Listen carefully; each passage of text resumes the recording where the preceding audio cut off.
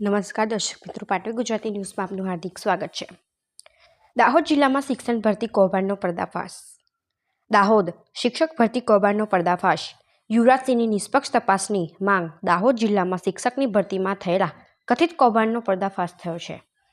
સામાજિક કાર્યકર યુવરાજસિંહ જાડેજાએ આ મામલે પુરાવા સાથે દાહોદના કલેક્ટર અને જિલ્લા શિક્ષણાધિકારી સમક્ષ રજૂઆત કરી છે।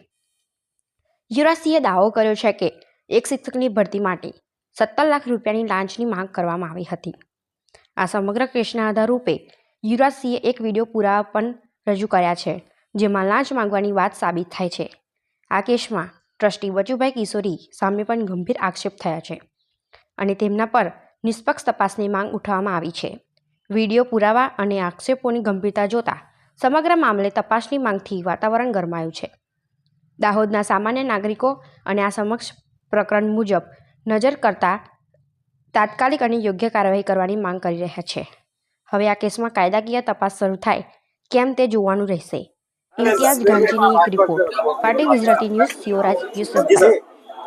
છેલ્લા ઘણા સમયથી આપણે જોઈએ છીએ કે જે પણ આશ્રમ શાળા હોય, આશ્રમ શાળાની ભરતીમાં ક્યાંક ને ક્યાંક ભ્રષ્ટાચાર, ક્યાંક ને ક્યાંક ગોબાચારી અને ક્યાંક ને ક્યાંક લાગવગ સહિતથી જે ભરતી પ્રક્રિયા થતી હોય છે એની અંદર નોકરી મળતી હોય છે અને ઘણી બધી જગ્યાએ આધાર પુરાવા ન હોવાને કારણે ઘણા બધા લોકો છટકી જતા હોય છે। પરંતુ આજરોજ જોવા જઈએ તો દાહોદની જે ચોસાલા ખાતે આવી જે કેદારનાથ આશ્રમ શાળા છે, એ આશ્રમ શાળામાં ત્યાંના જે ટ્રસ્ટી છે બચુભાઈ એન કિશોરી, જે વર્તમાન દાહોદ વિધાનસભાના જે ધારાસભ્ય છે કનૈયાલાલ કિશોરી, એમના પૂજ્ય પિતાશ્રી છે, તેમના દ્વારા 17 લાખ રૂપિયાની માંગણી 6 થી 8 ના વિષય ગણિત વિજ્ઞાન જે વિષય છે એ ઉમેદવારને હાજર કરવા માટે માંગેલી રકમ હતી અને છેલ્લે અંતે જે ડીલ ફાઇનલ થાય છે 12 લાખ રૂપિયા હતી। એટલે ઘણી વખત આપણે સાંભળ્યું છે કે કોઈ ચમરબંધીને છોડવામાં નહીં આવે, કોઈ પણ મોટું માથું હશે એની ઉપર કાયદેસરની કાર્યવાહી કરવામાં આવશે।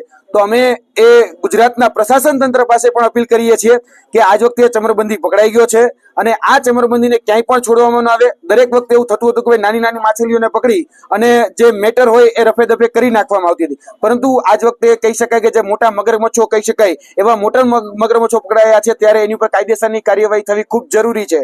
અને જોવા જઈએ તો આપણે વિશ્વગુરુ બનવાની વાત કરીએ છીએ તો જ્યાં સૌપ્રથમ જ્યાં ચોકીદાર જ ચોર છે એ ચોકીદારને આપણે હવે ઘર ભેગા કરવા પડશે, કેમ કે આ જે આશ્રમ શાળા છે એ આશ્રમ શાળાનો મુખ્ય હેતુ જે આદિજાતિના જે બાળકો હોય, જે વિસ્તારના જે બાળકો હોય એને ક્યાંક ને ક્યાંક આગળ લાવવાનો જે છેલ્લી પારી છે એને પહેલી પારી સુધી પહોંચાડવા માટેનો પ્રયત્ન એ શિક્ષણ થતી થતો અને શિક્ષણમાં જ આ પ્રકારનો ભ્રષ્ટાચાર થાય એ ક્યારે પણ ચલાવી લેવામાં ન આવે। શિક્ષણને આપણે ગુરુનો દરજ્જો આપીએ છીએ, કહીએ ગુરુ દ્રોણ, ગુરુ કૃપાચાર્ય, વાલ્મીકી, આપણે આ બધી ઉપમાઓ આપીએ છીએ, પણ ત્યાં શિક્ષકની ભરતી જ આ રીતે ભ્રષ્ટાચારથી 17 લાખ રૂપિયા દઈને થતી હોય ત્યાં આપણે કઈ ઈમાનદારીના, કઈ પ્રમાણિકતાના પાઠના આપણા બાળકોને એ સંસ્કારોનું સિંચન કરશે એ અપેક્ષા રાખીશું। એટલા માટે આવા જે પણ ભ્રષ્ટાચારીઓ છે, જે પણ કૌભાંડીઓ છે, એ કૌભાંડીઓને દૂર કરવા માટેનો આજનો અમારો પ્રયત્ન છે। આજે અમે કહી શકાય કે દાહોદમાં જે કલેક્ટર છે, દાહોદના જે એસપી છે, દાહોદના જે પ્રાયોજન અધિકારી છે, દાહોદના જે આદિજાતિ મદદનીશ કમિશનર છે, તેમને બધાને